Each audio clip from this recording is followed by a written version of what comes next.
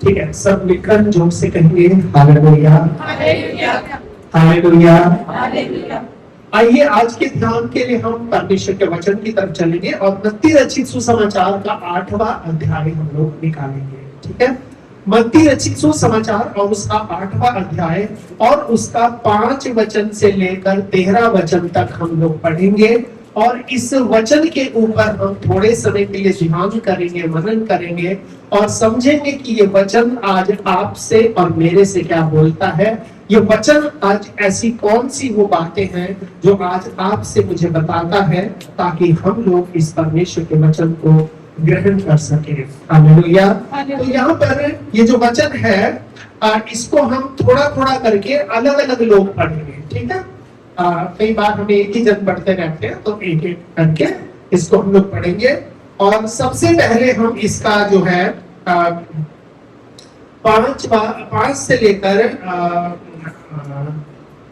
9 वचन तक हम लोग पढ़ेंगे। ठीक है, हाँ। जब वो कफरनहूम में आया, हाँ,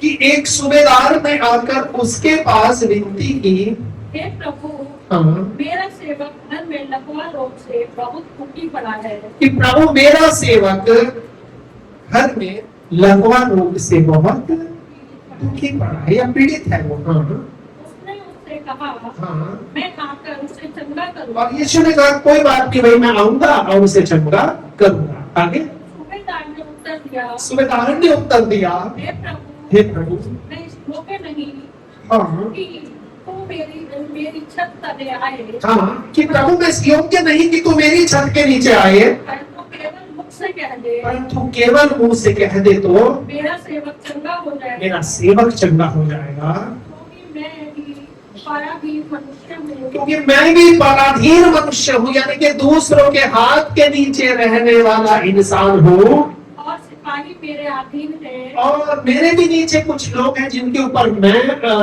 ऊपर हूँ। हाँ, जब मैं एक से कहता हूँ जा, हाँ, तो वह जाता है, हाँ, और दूसरे से आ, हाँ, तो वह आता है, तो वह आता है, और जब मैं अपने दास से कहता हूँ हाँ, कर, हाँ, तो वह यह करता है। तो वो ये करता है। ठीक है, अब कोई और इसको पढ़ेंगे 10 वचन से। यह सुनकर यीशु ने अचंभा किया, और ये सुन करके यीशु ने अचंभा हुआ, यीशु को अचंभा हुआ। हाँ, और जो उसके पीछे आ रहे थे हाँ, उनसे कहा, हाँ, मैं तुमसे सच सच कहता हूँ कि हाँ, मैंने इस्राएल में भी ऐसा विश्वास नहीं कि पाया, मैंने इस्राएल में भी ऐसा विश्वास नहीं पाया। और मैं तुमसे कहता हूँ कि मैं तुमसे कहता हूँ कि मेरे पूर्व और पश्चिम से आकर हाँ, इब्राहिम और इसहाक और याकूब के साथ स्वर्ग के राज्य में बैठेंगे, हाँ, परंतु राज्य के संतान बाहर अंधियारे में डाल दिए जाएंगे। परंतु राज्य के संतान बाहर अंधियारे में डाल दिए जाएंगे, जहाँ रोना और दांतों का मिश्रण होगा। और यीशु ने सूबेदार से कहा, यीशु ने सूबेदार से कहा कि जा तेरा विश्वास जैसा तेरा विश्वास है, हाँ, वैसा ही तेरे लिए हो। जैसा तेरा विश्वास है वैसे ही तेरे लिए हो। और उसका सेवक उसी घड़ी चंगा हो गया। दोबारा पढ़ेंगे, और उसका सेवक उसी घड़ी चंगा हो गया। हालेलुया। ये एक दृष्टांत है, एक घटना है यीशु के समय की। और यहाँ पर यीशु मसीह कफरनहूम एक जगह है, वहां पर वो आया हुआ है। ठीक है, और इस कफरनहूम के अंदर जो है एक व्यक्ति उसको मिलता है, और वो कौन है? वो सूबेदार है। ठीक है, और सूबेदार जो होता था, आज का जो रैंक सूबेदार का होता है, उससे उस जमाने का जो सूबेदार का रैंक होता था बहुत हायर रैंक होता था। और वो सूबेदार क्या होता था? एक सूबेदार जो होता था वो एक पूरे के पूरे सूबे का मालिक होता था। सूबा समझते हो? एक पूरा का पूरा, जैसे कफरनहूम है, इस पूरे के पूरे कफरनहूम के ऊपर वो एक अधिकारी होता था जो शांति व्यवस्था को बनाए रखने के लिए एक प्रकार से पुलिस का, जैसे हम कहते हैं ना, कमिश्नर होता था, पुलिस का कमिश्नर टाइप होता था।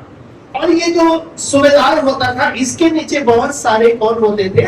सिपाही होते थे जो इसके अधीन में रहते थे, और ये क्या करता था, इनको अधिकार देता था। हालेलुया। तो यहाँ पर सारी की सारी जो बात है वो किस चीज की है, वो किसकी है, अधिकार। हालेलुया, सब मिल करके बोलेंगे अधिकार, अथॉरिटी। यीशु मसीह ने कहा जब वो ऊपर जा रहा था स्वर्ग में कि स्वर्ग और पृथ्वी का सारा अधिकार मुझे दिया गया। मुझे दिया गया है। स्वर्ग और पृथ्वी का सारा अधिकार मुझे दिया गया है, इसलिए क्या कहा, जाओ, इसलिए जाओ, तुम जाओ। इसको कहा हम सब। क्यों? क्योंकि अधिकार हमारे पास में है। हालेलुया। यीशु ने एक और जगह कहा कि देखो मैंने तुम्हें सांप और बिच्छुओं की सारी शक्ति पर अधिकार दिया है और किसी वस्तु से तुम्हें कुछ हानि नहीं होगी। अधिकार का मतलब होता है अथॉरिटी, और ये अथॉरिटी किसकी है, ये आज आपके और मेरे पास क्या है, अथॉरिटी है। सूबेदार इस बात को समझ गया था कि यीशु मसीह जो है इसके पास क्या है, अधिकार है। हालेलुया।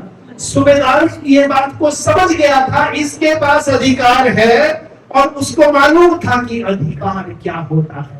क्योंकि सूबेदार कहता है चलो उधर जाओ, 10 लोग इधर आओ, इधर जाओ, ये काम करो, उधर जाओ, इधर से उसको लेके आओ। तो सूबेदार को मालूम था कि जैसे मेरे पास अधिकार है और मैं जिससे जो कहता हूं वही करता है, वैसे यीशु मसीह के पास भी अधिकार है।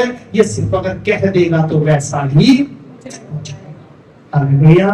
तो इसलिए बाइबल हमें इस बात को बताती है कि अधिकार यीशु में नहीं था, अधिकार यीशु में नहीं था, पर यीशु में जो अधिकार था वो उसके वचन से बाहर निकलता था। हालेलुया। यीशु ने पूरी बाइबल में कहीं नहीं कहा कि मैंने तुझे चंगा किया है। वो तो कह रहा है जब मैं आऊंगा चंगा करूंगा, लेकिन उसने कहा जरूरत नहीं है, बस तू कह दे और वैसा ही हो जाए। वो समझ चुका था ये जो यीशु मसीह है ये परमेश्वर का अंश है। हालेलुया। ये वही परमेश्वर है जिसने कहा था कि सूखी भूमि दिखाई दे तो वैसा ही हो गया। हालेलुया। तो इसलिए ये जो वचन है, ये सारा का सारा जो खेल है इसमें क्या है, ये वचन का है। और सबसे बड़ी बात है कि जब विश्वास यीशु के वचन पर खड़ा होता है तो वो बड़े बड़े चिन्ह और चमत्कारों को प्रकट करता है। हालेलुया। और ये अधिकार हमें दिया गया है, इस अधिकार के ऊपर हमें विश्वास नहीं भरोसा करना है। प्रभु मेरे पास तेरे द्वारा दिया हुआ अधिकार है, क्योंकि तूने मुझे चुना है, मुझे अपनी संतान बनाया है और मैं तेरा संतान हूं। तो संतान होने के नाते प्रभु जी तूने मुझे ये अधिकार दिया है। यीशु ने कहा जो कुछ तुम पृथ्वी पर बांटोगे वो स्वर्ग में बढ़ेगा, और जो कुछ तुम पृथ्वी पर खोलोगे वो स्वर्ग में खोलेगा। इसका मतलब बाइंडिंग एंड लूजिंग, बांधना और खोलना, ये दोनों अधिकार यीशु मसीह ने आज आपको मुझको दिए हैं। हालेलुया। जब यीशु मसीह ने 70 चेलों को नियुक्त किया तो वो क्या कहा कि मार्ग के लिए क्या मतलब, चोली किसलिए लेते थे, बैग पे कपड़े पड़े 2-4 रख लो, उसने कपड़ों की जरूरत नहीं होती। और न बटवे में पैसे लो, कि भाई अगर सेवा के लिए जा रहे हो तो बटने की भी जरूरत है नहीं है। किसके लिए जा रहे हो, मेरे लिए जाओ। मुझ पर क्या करना है, विश्वास, विश्वास नहीं करना, क्या करना है, भरोसा करना। ठीक है। और इसलिए यहाँ पर थोड़ा सा हम इस वचन को देखेंगे। पहली बात इस वचन में से हम ये सीखते हैं, क्या बात सीखते हैं, कि सच्चा विश्वास दूसरों के लिए भी प्रार्थना करता है। सच्चा भरोसा दूसरों के लिए भी प्रार्थना करता है। ये सूबेदार था, इसे क्या जरूरत थी अपने दास के लिए प्रार्थना करने। आज दुनिया में जितने ऑफिसर होते हैं वो कभी भी अपने नौकरों के लिए कुछ करते हैं, बल्कि वो डांट करके रखते हैं, उनको एहसास दिलाते हैं कि मैं बॉस हूं और तू, वो एहसास दिलाते हैं, ऐसी लैंग्वेज में उनसे बात करते हैं। वो उनको जताते हैं कि भाई मालिक हम हैं और तुम हक्का हो। लेकिन इसने कहा क्या कि मेरा दास क्या है, हे प्रभु मेरा सेवक घर में लकवा रोग से बहुत दुखी पड़ा है। इसका मतलब उसका जो दिल था, उस दिल के अंदर दया की भावना थी, उस दिल के अंदर ये था कि मेरे साथ रहने वाला कोई भी व्यक्ति, चाहे वो मेरा दास है चाहे वो मेरा कोई भी है, वो मेरे होते हुए दुखी होना नहीं चाहिए। हालेलुया। तो सच्चा विश्वास दूसरों के लिए भी क्या करता है, प्रार्थना करता है। और सच्चा विश्वास केवल अपनी जरूरतें ही पूरी करने के लिए यीशु मसीह के पास नहीं आता, परंतु दूसरों के दुख को अपना दुख समझकर उनके लिए खड़ा होता है। हालेलुया। दूसरों के दुख, क्योंकि वो अपने दुख को दूर करने के लिए उसके पास कोई साधन नहीं है, लेकिन इसके पास एक साधन है, क्योंकि यीशु मसीह इसके पास खड़ा है। हालेलुया। आज बहुत लोग दुनिया में ऐसे हैं जो दुखों में, पीड़ाओं में, मजबूरियों में अपनी जिंदगी को बिता रहे हैं। आज आपके और मेरे पास एक यीशु खड़ा है। हालेलुया। यीशु खड़ा है, यीशु मसीह है। उसने कहा है जहां भी 2 या 3 इकट्ठे हो जाओगे वहां में उनके बीच में होगा। और जब यीशु हमारे बीच में होता है तो विश्वास के वचन को हमें मुंह से बोलना है, और विश्वास का वचन जब मुंह से बोला जाएगा तो उसके लिए दूरियां मायने नहीं होती। हालेलुया। जरूरी नहीं था कि ये उसके घर पे ही जाए, लेकिन उसने कहा बस प्रभु तू क्या कर, मुंह से ही कह दे और क्या हो जाएगा, मेरा सेवक चंगा हो जाएगा। हालेलुया। दूसरी बात पहली बात कि सच्चा विश्वास दूसरों के लिए भी क्या करता है, प्रार्थना करता है। परमेश्वर का जो वचन है हमें एक दूसरे के भार को उठाने के लिए उत्साहित करता है। गलातियों की पत्री 6 अध्याय के 3 वचन में क्या लिखा है, जब गौर से और बड़े ध्यान से जोर से इसको हम थोड़ा पढ़ देंगे जिसको भी लिखा है। गलातियों की पत्री 6 अध्याय और उसका 3 वचन। जी क्या लिखा है इसमें, क्योंकि यदि कोई कुछ न होने पर भी 6 अध्याय का दूसरा वचन, तुम एक दूसरे के भार उठाओ, तुम एक दूसरे के भार उठाओ। भार उठाने का मतलब क्या है? क्या आप बाजार से सब्जी का थैला लेके आ रहे हो, वो उठाना है? भार क्या है, जिम्मेदारियां। एक दूसरे का दुख है, एक दूसरे का दर्द है, एक दूसरे का बोझ है, जो आज हम में से हर एक किसी ना किसी रूप में लेकर के दुनिया में घूम रहा है। और वचन कहता है तुम एक दूसरे का भार उठाओ और इस प्रकार मसीह की व्यवस्था को क्या करो, पूरी करो। मसीह की व्यवस्था क्या है और ये कैसे पूरी होती है, जब हम अपने पड़ोसी को अपने समान प्रेम करते हैं। हालेलुया। क्योंकि एक दूसरे का भार उठाने का मतलब है एक दूसरे की जिम्मेदारियों को या एक दूसरे की दिक्कतों को, परेशानियों को हम थोड़ा हल्का कर सकते हैं। और कैसे, प्रार्थनाओं के द्वारा।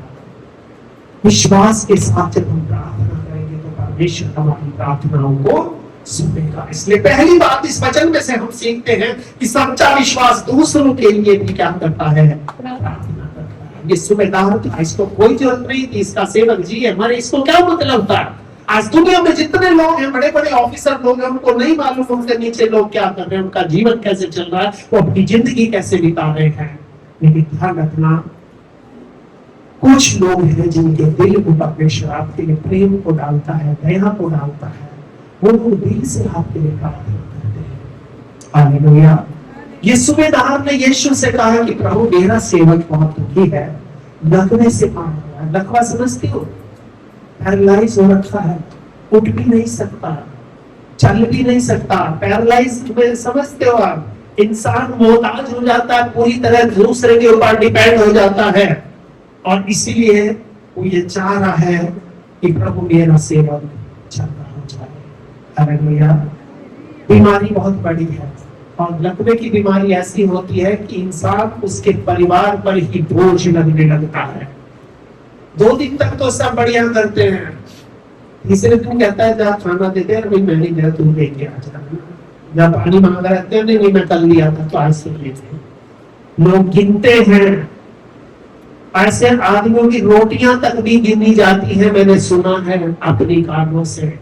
जब इंसान बीमारी में, मजबूरी में, परेशानी में आ जाता है, लोग उसकी रोटियां भी गिननी शुरू कर देते हैं। देखो अब तो 4-4 रोटियां खाने लगा, अब तो 5-5 रोटियां खाने लगा, क्योंकि सारा काम बिस्तर पे हो रहा है। इसलिए कहते हैं कि भैया खाना वाना कम दो इसको, ताकि बिस्तर ज्यादा गंदा ना करे। अब ये मैं आपको बता रहा हूं, जीवन की सच्चाई है। जब तक आपके हाथ पैरों में दम रहेगा, ये दुनिया आपके आसपास घूमेगी, लेकिन जिस दिन आप लाचार हो जाओगे, उस दिन ये दुनिया के ऊपर आप एक बोझ बन करके रह जाओगे। और इसलिए यीशु ने कहा, एक दूसरे का भार उठाओ, बोझ को उठाओ, और इस तरह से तुम मसीह की व्यवस्था को पूरी करो। अब दूसरी बात जो हम इस वचन में से पढ़ते हैं कि विश्वास के साथ नम्रता होना भी बहुत। नम्रता किसको कहते हैं? अच्छी तरह से, प्रेम से दूसरों से। विश्वास के साथ क्या होना चाहिए? नम्रता होना चाहिए। और नम्रता इसमें कैसी थी? 7वें 8वें वचन को दोबारा पढ़ेंगे, इसके 8 अध्याय के। क्या लिखा है?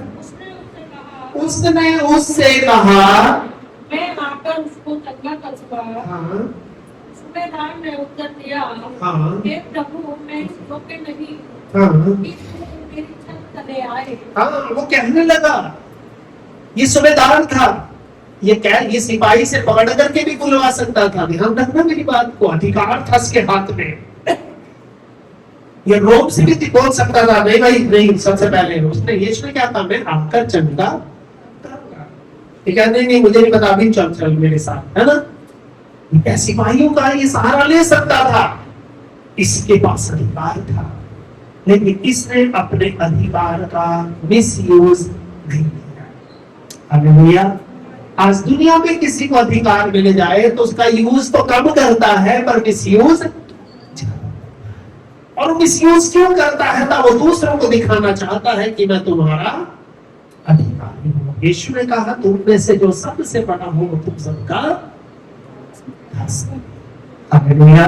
इसलिए यहाँ ये प्रभु का जो वचन है वो हमें इस बात को बताता है कि विश्वास के साथ नम्रता भी बहुत जरूरी है। और वो ये कहने लगा, प्रभु मैं इस योग्य नहीं हूं कि तू मेरी छत के तले आए। मैं योग्य नहीं हूं, मैं बड़ा ही दुनिया में अधिकारी हो सकता हूं, पर तेरे से बड़ा अधिकारी कोई नहीं है, ये बात मैं जानती हूं। हालेलुया। और इसलिए उसने कहा, केवल मुख से कह बस तू एक बार मुंह से कह दे तो मेरा सेवक चंगा हो जाएगा। ठीक है, मुंह से कहना। बाइबल कहती है कि मन से सोचना इंसान की तरफ से होता है, पर मुंह से कहना यहोवा की ओर से। हालेलुया। इसलिए प्रभु का वचन हमें ये बताता है कि हमें विश्वास या भरोसे के साथ में परमेश्वर के सामने नम्र होना भी बहुत जरूरी है, क्योंकि बड़ा पद परमेश्वर के सामने बड़ा नहीं बना सकता। परमेश्वर के सामने अगर आपको बड़ा बनना है तो आपको नम्र बनना ही पड़ेगा। और बाइबल कहती है कि धन्य है वे जो मन के दीन है, क्योंकि वे पृथ्वी के अधिकारी, इनके हाथ में अधिकार आएगा। हालेलुया। हाँ, जोर से बोलेंगे हालेलुया। उनके हाथ में क्या आएगा? अधिकार आएगा। और जब तक अधिकार हमारे हाथ में ना हो तब तक हम उसका खूब फायदा उठा नहीं सकते। हालेलुया। और तीसरी बात जो हम इस वचन को देखते हैं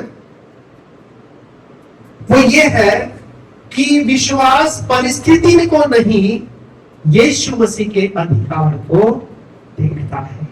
हालेलुया। सूबेदार ने यीशु से कहा कि केवल क्या कह दे? वचन कह दे।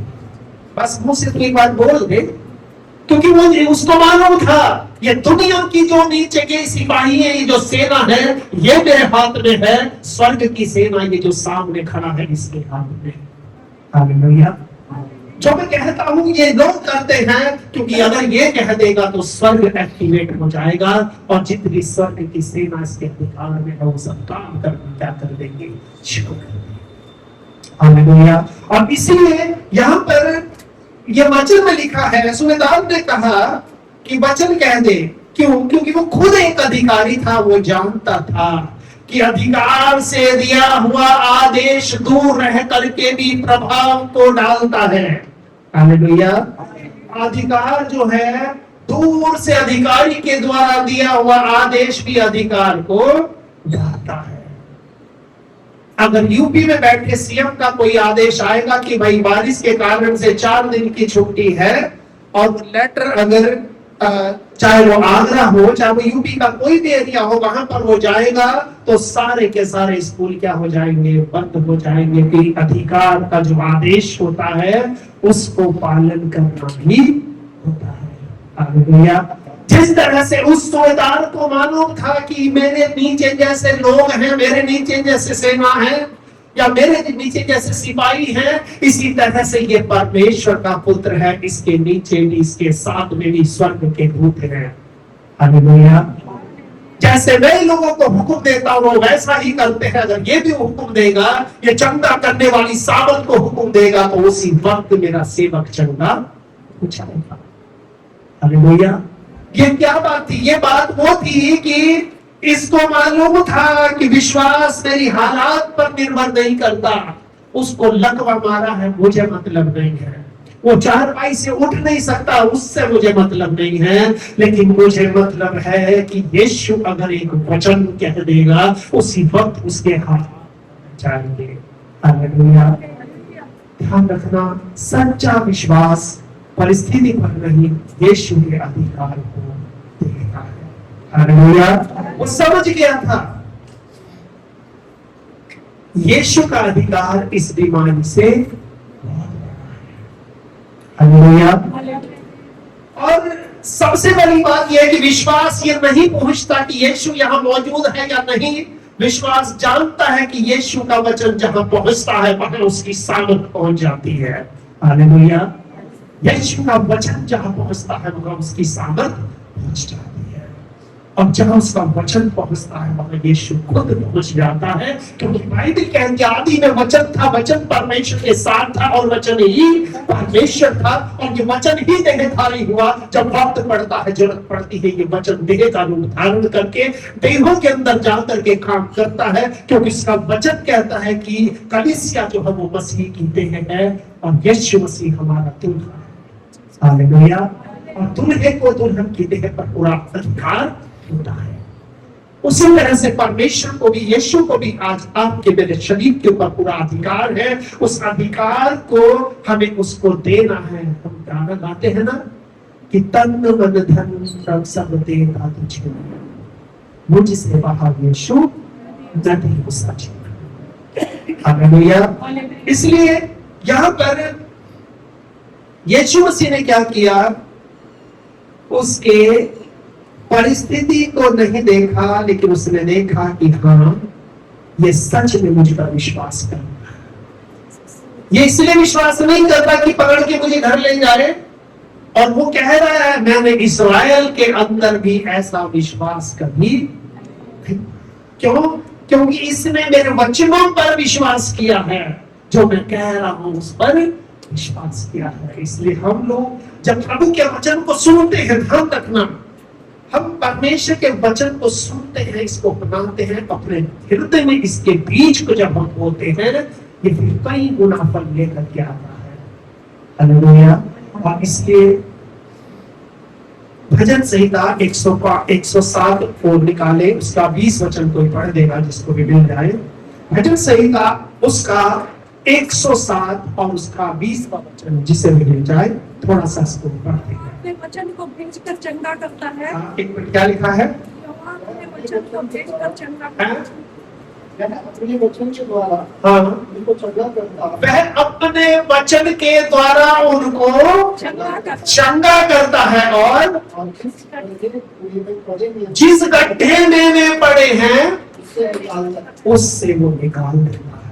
Hallelujah, hallelujah. हालेलुया। हालेलुया। जिस गड्ढे का मतलब जिस मुसीबत में, और गड्ढे में पड़ने का मतलब समझते हो क्या होता है? कि एक ऐसी जगह फंस जाना जहां से इंसान के लिए निकलना मुश्किल नहीं होता। ऐसी हालात में से भी परमेश्वर को क्या होता है बाहर निकालता। और वचन में क्या लिखा है कि वो अपने वचन को भेजकर, ये वचन की बात कौन कर रहा है? ये नया नियम लिखे जाने से करीब करीब करीब 800-900 साल पहले ये भजन संहिता की पुस्तक लिखी गई थी। और उस वक्त में तो यीशु का नाम भी नहीं था। उस वक्त में यीशु को कोई जानता नहीं था, लेकिन परमेश्वर का जो दर्शन है वो शुरू से होता हुआ आ रहा है। जैसे डैनियल की किताब में भी वो राजा को दिखाई दिया कि इन चारों में 3 लोग इसमें आग के भट्टे में फेंके थे। ये चौथा व्यक्ति कौन है? ईश्वर के पुत्र के जैसा। क्योंकि उस वक्त किसी को अंदाजा ही नहीं था, सोच में भी किसी के नहीं था कि कोई परमेश्वर का पुत्र भी हो सकता है। हालेलुया। तो बाइबल एक दर्शन है और यीशु मसीह इसमें शुरू से अपना हाथ को बना करके रखा हुआ है। हालेलुया। यीशु मसीह शुरू से इसमें है। जब आदम हव्वा ने पाप किया, उन्होंने अंजीर के पत्ते लपेट लिए, तो परमेश्वर ने क्या किया? वहां पर एक जानवर का बलिदान किया और उनको चमड़े के अंगरखे पहनाए। इसका मतलब वो जानवर कौन था? यीशु मसीह।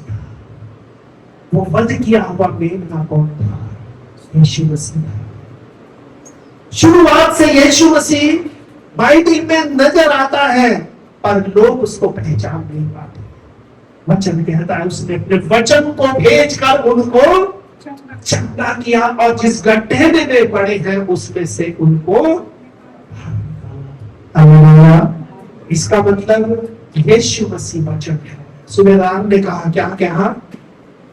केवल मुंह से कह मुंह से कह दे, केवल वचन कह दे और मेरा सेवक चंगा चंगा हो जाए। इसका मतलब बाइबल सही कहती है कि जीवन और मौत दोनों जीव के वश में है और जो इनका इस्तेमाल करना जानता है वो इसके फल को खाएगा। आज आप और हम अपने जीव को, अपने वचन को किसके लिए इस्तेमाल करते हैं? क्या हम दूसरों के लिए आशीष का कारण बनते हैं या दूसरों के लिए हम श्राप का कारण बनते हैं? और ध्यान रखना, आप अपनी जबान से अगर किसी को आशीष दोगे तो आपको भी उल्टी आशीष मिलेगी। अगर आप अपनी जबान से किसी की बुराई करोगे तो वो बुराई आपके सर आ पड़ेगी, आपको उसको भुगतना ही पड़ेगा। There is no way to expect from it. इस बचने का और कोई तरीका नहीं है। इसलिए बाइबल साफ कहते हैं अपनी जबान को हमें प्रभु की प्रशंसा करने के लिए, दूसरों की प्रशंसा करने के लिए इस्तेमाल करना है, ताकि परमेश्वर की बरकतें, उसकी आशीष हमारे जीवन में आ सके। क्योंकि बाइबल में लिखा है, किसी धर्म में नहीं लिखा कि तुम किसी को श्राप दो।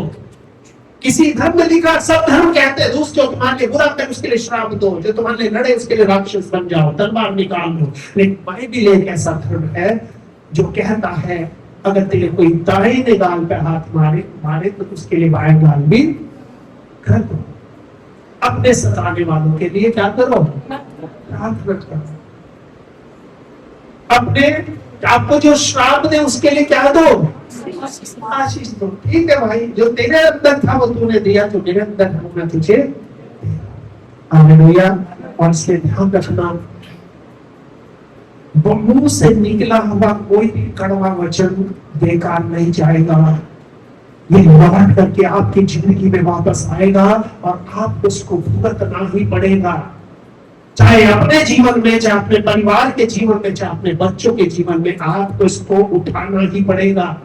अगर आप किसी को आशीष देंगे, अच्छी बात बोलेंगे, उसकी बरकत आपके जीवन में आएगी। बाइबल में लिखा है ये सब आशीर्वाद तुझ पर पूरे होंगे और ये श्राप तुझ पर आ पड़ेगा। आशीर्वाद का पूरा होना और श्राप का आ पड़ना, यानी कि श्राप से तुम बच नहीं सकते और आशीष से धीरे धीरे आपका जीवन ऊपर बढ़ता चला जाएगा। हालेलुया। जोर से बोलेंगे हालेलुया। तो यहाँ पर चौथी बात इस वचन में हम इस बात को पढ़ते हैं कि यीशु मसीह ने उसके विश्वास की क्या करी। 10 वचन को पढ़ेंगे 8 का 10। यीशु मसीह ने उसके विश्वास की क्या करी, प्रशंसा करी। हालेलुया। जब आप यीशु पर विश्वास करते हो तो परमेश्वर आपकी प्रशंसा करता है, वो आपसे खुश होता है। वो आपसे क्या होता है, खुश होता है, वो आपसे प्रसन्न होता है।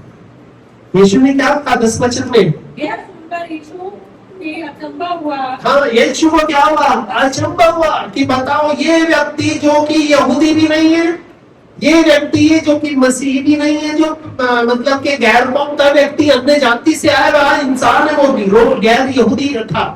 कौन था वो, रोम का अधिकारी था। क्या था, रोम का अधिकारी था। क्योंकि उन दिनों इसराइल जो है क्या था, रोम का गुलाम था। तो ये अधिकारी जो थे सब रोम के थे, इनको नहीं मालूम यीशु क्या होता है। ये सब लोग बिल्कुल एक तरह से क्रूर लोग होते थे। कैसे होते थे, इनके अंदर दया धर्म कुछ नहीं होता था।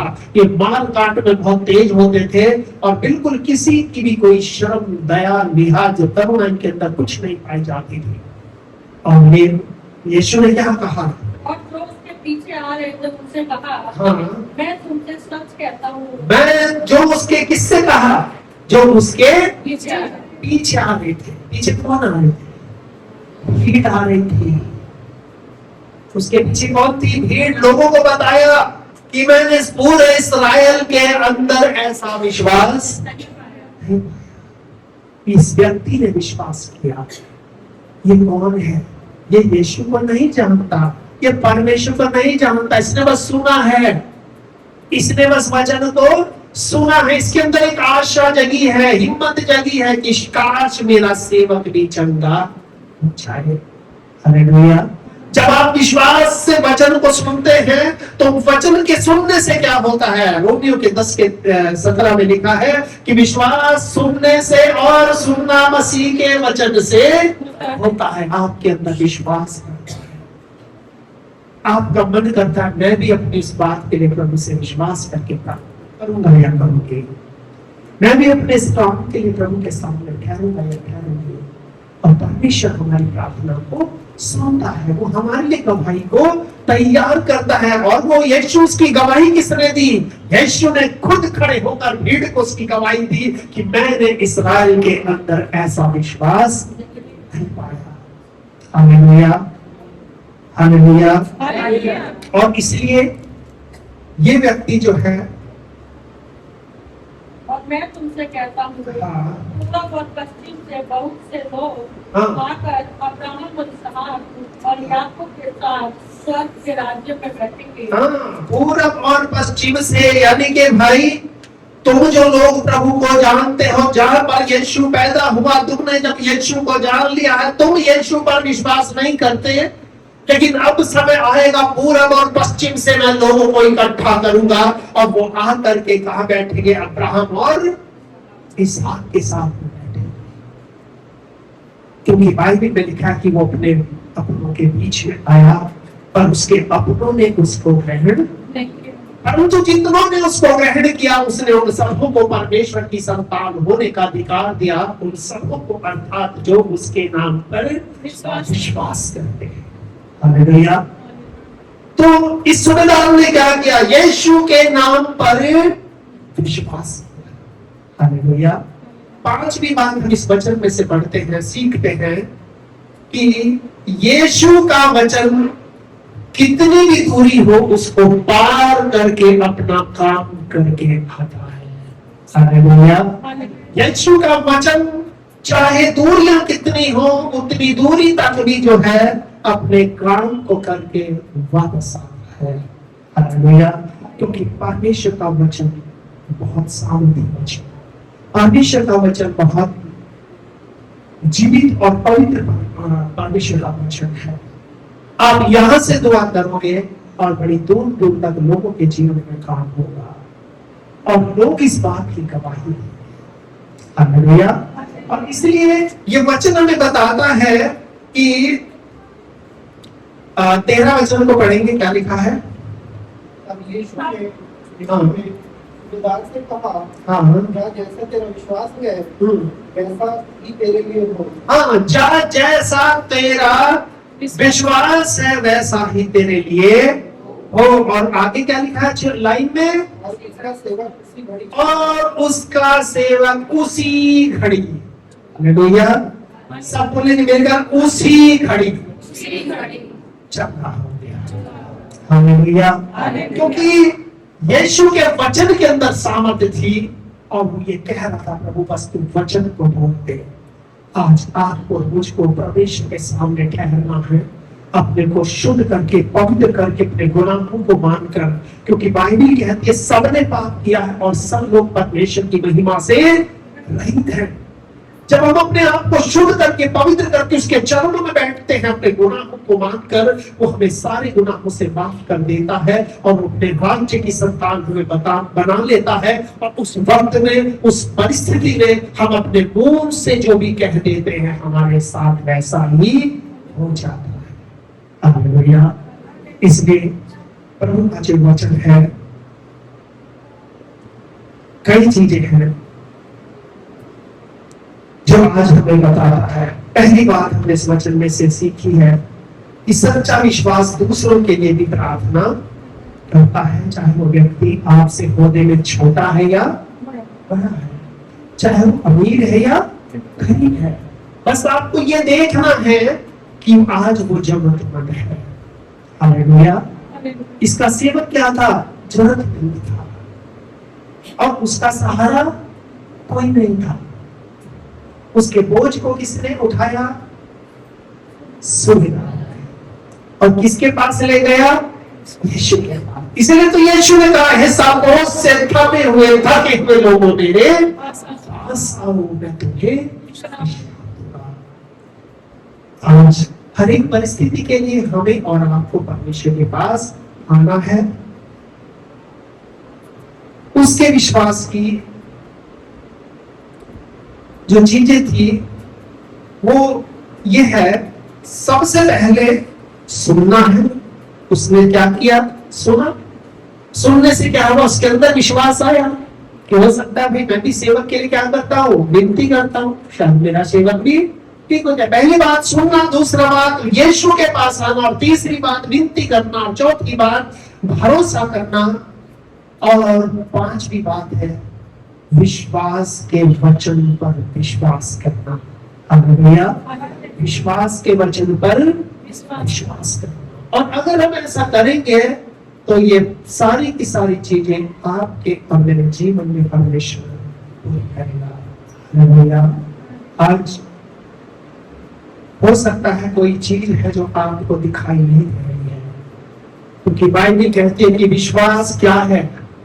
अनदेखी वस्तुओं का प्रमाण है, आशा की हुई वस्तुओं का निश्चय। आशा का मतलब उम्मीद करी। आपको प्रभु से उम्मीद होनी चाहिए कि प्रभु कुछ भी हो, मुझे नहीं पता, मुझे तो तुझसे उम्मीद है।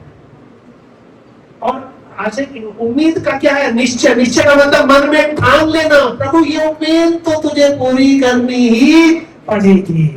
आशा की हुई वस्तुओं का निश्चय और अनदेखी वस्तुओं का प्रमाण है। प्रमाण का मतलब सर्टिफिकेट है, ये काम हो गया है। हालेलुया, सर्टिफिकेट क्या दिखाता है? प्रमाण किसको बोलते हैं? प्रमाण पत्र समझते हो ना? सर्टिफिकेट कहते हैं ना, दुनिया भर के सर्टिफिकेट चलते हैं। आय प्रमाण पत्र लाओ जी, जन्म प्रमाण पत्र लाओ जी, निवास प्रमाण पत्र लाओ जी, है ना? अपनी हर चीज में क्या चलता है? प्रमाण पत्र चलता है। प्रमाण भी क्या होता है? सबूत होता है कि ये काम हो चुका है, ये काम इसने कर लिया है। हालेलुया। अब मेरे से कोई कहने लगे कि भाई मैं 10वीं में मेरी फर्स्ट डिवीजन आई, तो मैं क्या कहूंगा? भाई अपना रिजल्ट दिखाओ। और रिजल्ट इस बात की गवाही देता है ये काम इसने कर लिया है। तो बाइबल कहती है कि आशा की, विश्वास के आशा की हुई वस्तुओं का निश्चय और अनदेखी वस्तुओं का प्रमाण है। और बाइबल कहती है, इब्रानियों 11:6, आखिरी वचन हम पढ़कर बंद करेंगे। इब्रानियों 11:6, उसमें क्या लिखा है? उसमें लिखा है कि 11 का 6। यदि यह अनुग्रह से हुआ है हाँ तो फिर कर्मों से नहीं, हाँ नहीं तो अनुग्रह फिर अनुग्रह नहीं, नहीं हुआ। इब्रानियों की पत्री 11 अध्याय और उसका 6वां वचन। हाँ थोड़ा जोर से पढ़ेंगे। हाँ, और विश्वास के बिना उसे प्रसन्न करना अनहोना है, क्योंकि परमेश्वर के पास आने वाले को विश्वास करना चाहिए कि वो है, और अपने खोजने वालों को प्रतिफल। एक चीज इसमें आई है, और बड़े ध्यान से उस चीज को सुनना, पढ़ना, सुमार कर लेना। सुलिका विश्वास करने वाले को विश्वास करना चाहिए कि वो है। वो है का मतलब, जब उसका नाम मूसा ने पूछा, भाई मैं क्या बताऊं, उसने कहा जो मैं जो हूं सो हूं। इसका मतलब कि मैं हूं। मैं हूं का मतलब मैं एल एलियोन हूं। मैं एल एलियोन हूं, इसका मतलब कि मैं वो परमेश्वर हूं जो तेरे लिए काफी से भी ज्यादा। तो सारी चीज इसी में आ जाती है कि वो परमेश्वर चाहे लकवा मारा हुआ हो, वो परमेश्वर चाहे कर्जा लिया हुआ, चाहे कैंसर वाला हो, किसी भी बीमारी का व्यक्ति जब यीशु के पास आता है तो उसके नाम में सामर्थ है। और सुबह हमने उसके वचन में पढ़ा था कि हमने उसके नाम को जान लिया है और उसने हमारे नाम को जान लिया है। इसका मतलब एक रिलेशनशिप जो है परमेश्वर के साथ, हमारा एक गहरा रिलेशन है। और इसीलिए प्रभु हमें इस अधिकार को देता है। इस अधिकार को हमें क्या करना है? इस्तेमाल करना है। दूसरों के लिए प्रार्थना करके, दूसरों के लिए अच्छी बातों को बोलकर, दूसरों को उत्साहित करके, दूसरों को ऊपर उठाकर और दूसरों के लिए अच्छा सोचकर उनको आशीषित करना है। और इसलिए प्रभु का जो वचन है वो आज हमें इस बात को बताता है कि हमें ऐसे विश्वास को रखना चाहिए जो यीशु के वचन पर क्या होता है? भरोसा होता है। हालेलुया। ये यीशु का वचन है जो हमें जीवन में आशीषित करेगा। और ये वचन है, जितना हम इसको जानेंगे उतना हम परमेश्वर को जानेंगे। और इसलिए तो कहता है कि मैं उसे ऊंचे स्थान पर रखूंगा, क्योंकि उसने मेरे नाम को क्या कर लिया है? जान लिया है। और हम परमेश्वर को कैसे जानते हैं? इस वचन के द्वारा। इसमें सब लिखा है कि हमारा परमेश्वर कैसा परमेश्वर है। हालेलुया। परमेश्वर इस वचन के द्वारा हम सबको आशीष दे। हम सब लोग अपनी आंखों को बंद करेंगे और इस समय हम प्रार्थना चाहेंगे। धन्यवाद। तो सच में राजाओं का राजा है, तो दयालु और महान परमेश्वर है। तूने हम सबको चुना है, अपनाया है और आज अपने पवित्र चरणों में ला करके तुम्हें हमें इकट्ठा किया है। इसके लिए हम तेरे नाम को धन्यवाद देते हैं और ये विनती करते, प्रार्थना करते पिता कि आज का वचन इंसानों के हृदयों में जो बोया गया है एक जिंदा गवाही हो सके।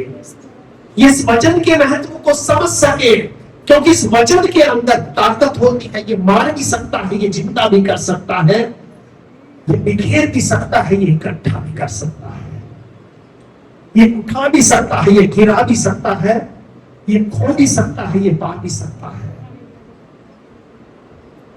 इसलिए प्रभु आज तेरे पवित्र चरणों में जब तेरे लोग हम बैठे हैं, हम तेरे इस वचन की गवाही दे सकते और तुझे सच में ये बता सके कि पिता तेरे वचन का अधिकार आज हमारे पास है। आज हमें अपने घर जाकर अपने आप को शुद्ध करके, क्योंकि तेरा वचन कहता है कि तेरा वचन हमें शुद्ध करता है।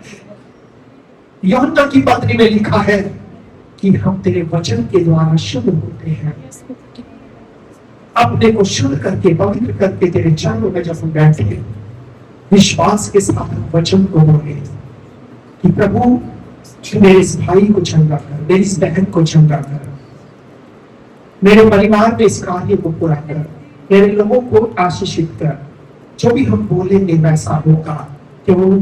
क्योंकि हम परमेश्वर की संतान हैं। प्रभु का आत्मा हम में वास करता है, वो हमारे द्वारा दुनिया में प्रदान करना चाहता है। हाँ पिता, मैं प्रार्थना करता हूँ तेरे दास होने के नाते, जब ये भाई बहन लोग चलकर वापस अपने घर को जाते हैं, तेरी उपस्थिति चलकर इनके साथ इनके घरों में जाए, और जब इनके कदम इनके घरों में पड़ते हैं, वहां पर तेरी बरकतें, तेरी आशीषें, तेरी उपस्थिति रहने लगे। तो हर एक जन को अपनी आशीषों से परिपूर्ण कर, और भी ज्यादा अपनी बरकतों को उनके जीवन में दे, और अपनी महिमा सेवा के लिए समूह आप और भी ज्यादा इस्तेमाल करें। हम इस समय सारा आदर महिमा आपको देते हैं, और सब कुछ आपके हाथों में हम सौंप देते हैं। पिता, हम प्रार्थना करते हैं, ये आने वाले सप्ताह में तेरी उपस्थिति और तेरा हाथ हमेशा हमारी पर बना रहे, और तेरे वचन की आशीष पिता पूरे हफ्ते भर हमारे जीवन परिवार के साथ बनी रहे। हमें से हर एक को आशीषित कर और अपनी बरकतों से भर दे। सारा आदर महिमा आपको देते हैं। धन्यवाद के साथ एक प्रार्थना हम अपने उद्धारकर्ता मुक्तिदाता प्रभु यीशु के पवित्र जीवित और सामर्थ्य नाम से मांगते हैं, से सुने और ग्रहण करें, और हम सब जो लोग प्रभु के हैं मिल करके कहेंगे। अब हमारे प्रभु यीशु मसीह का अनुग्रह, पिता परमेश्वर का प्रेम और पवित्र आत्मा की सहभागिता अब से लेकर हमेशा तक हम सब लोगों के साथ होती रहेगी। आमीन।